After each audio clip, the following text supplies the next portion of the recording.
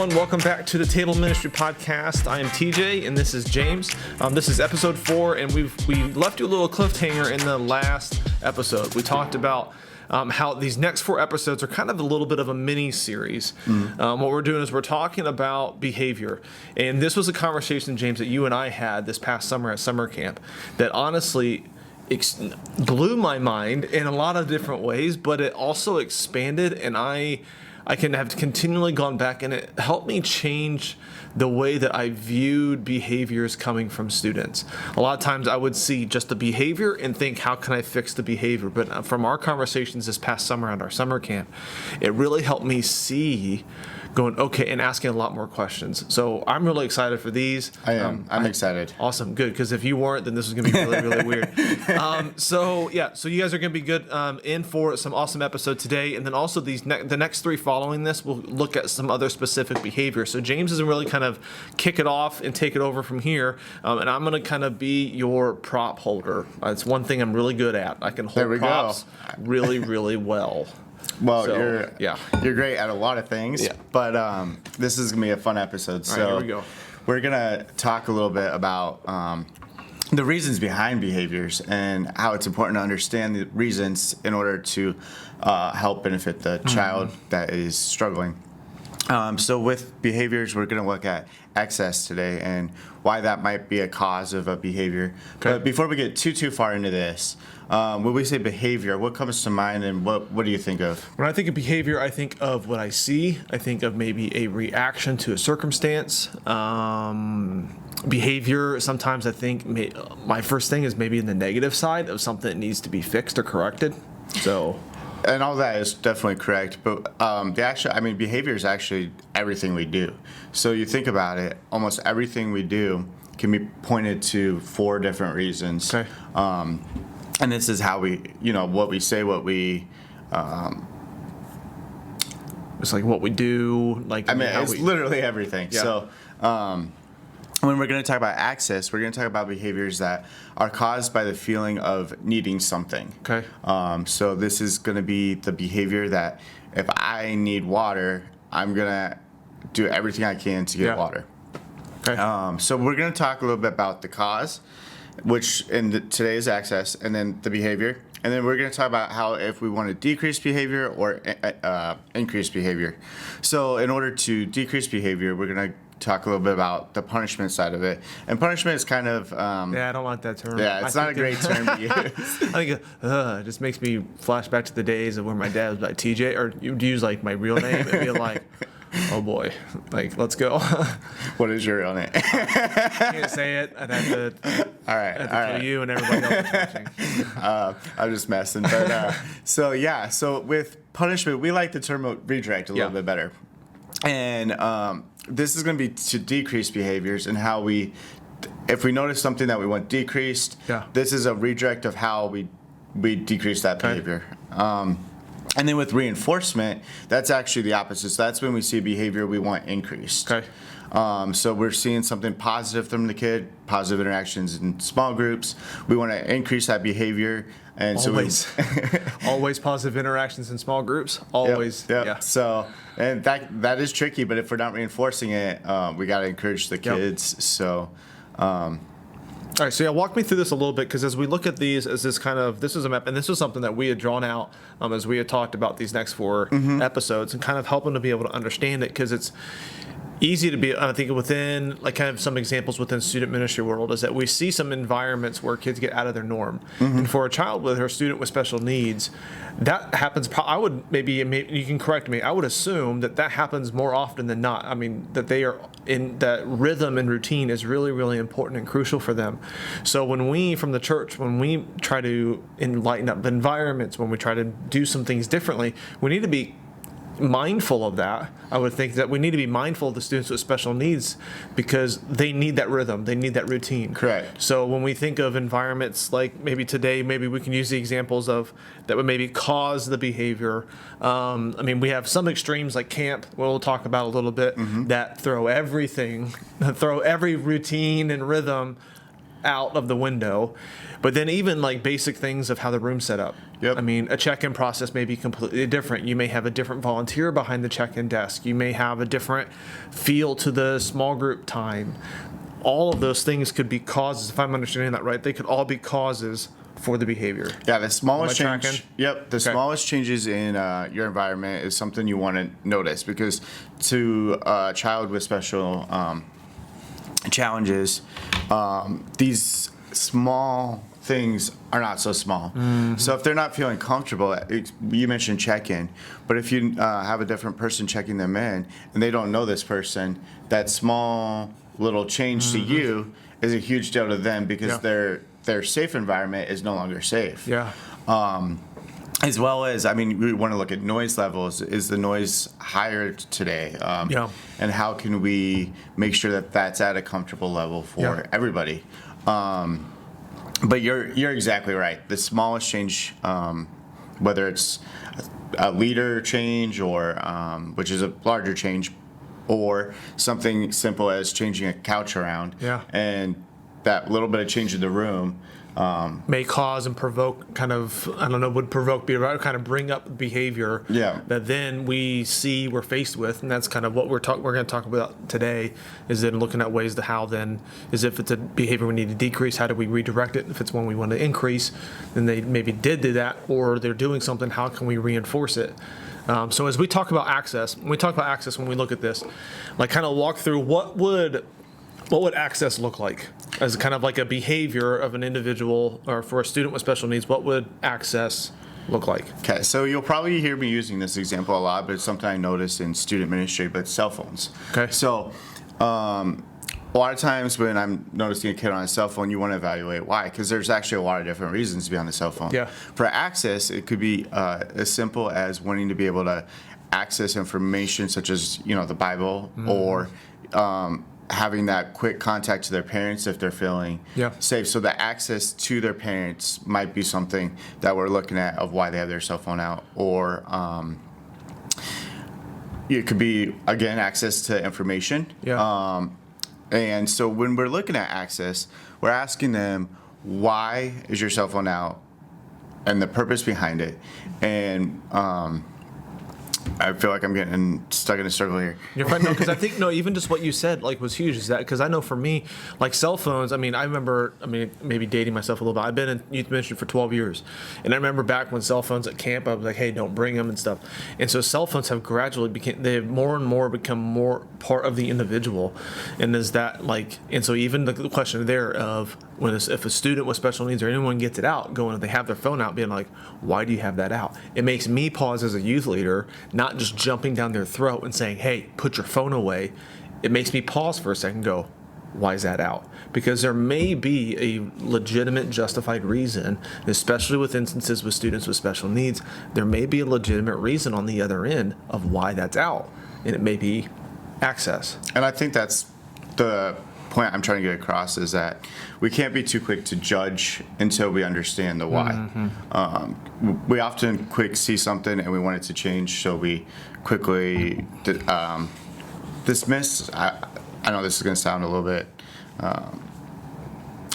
funny to some, but we quickly dismiss the feelings behind it. But the feelings is why it's happening. Yeah. And so in order to better understand that child and to better make a safe environment for them, we need to figure out ways that either they can have access to what they need access to, or they can feel even safer in the safe environment, in order that they don't even have that need for whatever they're desiring to access. Yep. Okay, so within our diagram here is that if there is a negative reason why they need access, whether it is a phone, maybe it is grandpa and grandma, mom or dad, whoever it is, what would be an example of a redirect to help a behavior that we're seeing decrease when access is the root behavior or cause? Does that make sense? So you're wanting to decrease the phone use. Yeah, like say the kid has it out and they may need the access, but it's not a good, maybe even a better question would be, how do we discern if it's a good access or not? That's a great question. Is that a better question? So when we're looking at the student, I think the important thing is to, so first, going back to the parents. Okay. We first need to understand if there is any type of challenge that they're dealing with. So if they're, if they're dealing with autism, that phone may be something that feels very, very safe to them. Or it could be any other item that they carry around that just absolutely makes them feel safer. Yeah. So first thing is going back to the parents to understand any challenges that they initially have.